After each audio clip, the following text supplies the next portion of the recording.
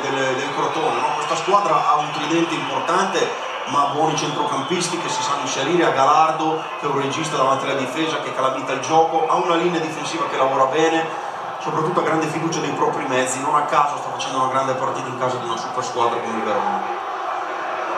Davvero gran prestazione per i ragazzi di Drago. Tu dicevi allenatore di cui si parla poco, tra poco magari ne parliamo, intanto il pallone dentro! È il gol di Cacia, gol 17 in campionato per lui, il Verona riapre tutto al 15° del secondo tempo. Cacia! Dicevo una super squadra, quindi non bisogna avere cali di tensione, la palla sviluppata su Cacciatore che ha messo dentro un cross con una forza e una precisione notevole, palla a girare, qua c'è stato questa volta il buon tempo di inserimento di Cacia che la va a spizzare. Quando questi cross vengono messi così forte basta proprio accarezzarla che la palla poi prende il giro giusto sul secondo palo. 1-2 adesso al Bentegodi, è durato pochissimo.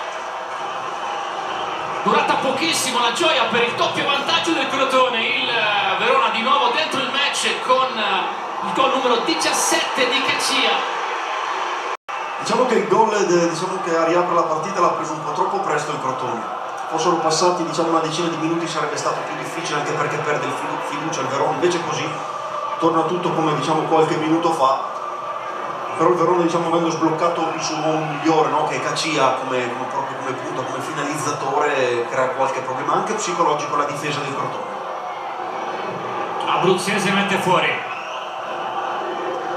raccoglie dall'altra parte Moras, il greco sventaglia sulla sinistra a cercare Agostini che approfitta del buco di Nilsson, Gabionetta e il Verona trova il gol del 2-2 ancora con Cacia e sono 18 in campionato. Diciamo che 20 secondi fa avevo detto che a livello psicologico anche il gol di Cacia crea qualche problema alla difesa del Crotone, perché automaticamente ti muovi meglio, ti muovi peggio, no? Perché senti che questa squadra, no, galvanizzata anche da questo pubblico e da una classifica importante, può tornare in corsa. Qua c'è stata la lettura sbagliata prima di Gabionetta e soprattutto in area di rigore due centrali che hanno sempre fatto bene fino a qui non si sono proprio mossi, perché c'è un gioco da ragazzi, entrare dentro e poi appoggiare. Un gioco da ragazzi, ma lui davvero sa essere sempre all'appuntamento giusto con il pallone.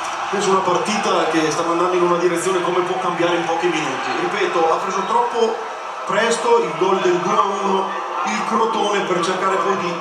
4 contro 3, apre a destra per Del Prete, in mezzo c'è anche Pettinari, pallone dentro per Denilson, Gabionetta che mette tra le mani di Rafael. Che occasione per il Crotone. Ma come mai ha tirato così? Cioè come mai ha tirato senza aumentare la frequenza, senza andare cattivo sulla palla, quasi con scioltezza, superficialità, non c'era bisogno, dovevi appunto finalizzare una buona azione di contropiede nata da un'uscita fuori tempo della difesa del Verona. Cacciatore mette dentro Sgrigna! 3-2, incredibile rivolta Verona da 0-2 a 3-2, che partita Sgrigna! Eh sì, l'abbiamo detto, cambia l'inerzia del gioco, tutto a favore del Verona, hai visto anche nel modo in cui è andato a concludere Gabionetta, ti fa capire che c'è meno convinzione, anche meno attenzione nei particolari, sono rimasti fuori 4 giocatori, la ripartenza del Verona è stata micidiale, palla messa indietro, poi Sgrigna è un giocatore di livello, di qualità, che si è coordinato molto bene, lì la difficoltà è tenere basso il pallone perché slitta sul campo bagnato, lui va col piattone su un'altra ottima uscita sulla destra di Cacciatore, bravissimo con quel collo interno, con il piatto interno, mette questa palla dietro la linea difensiva, molto bravo Sgrigna. I gol del campionato diventano 9 per Sgrigna. Pazzesca la risalita del Verona. Guardate qui, in 7 minuti 3 gol. Mi sembrano ancora sazio il Verona.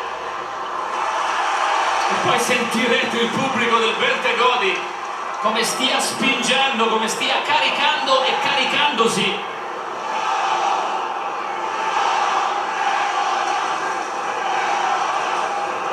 E qualcosa il Crotone ha mollato.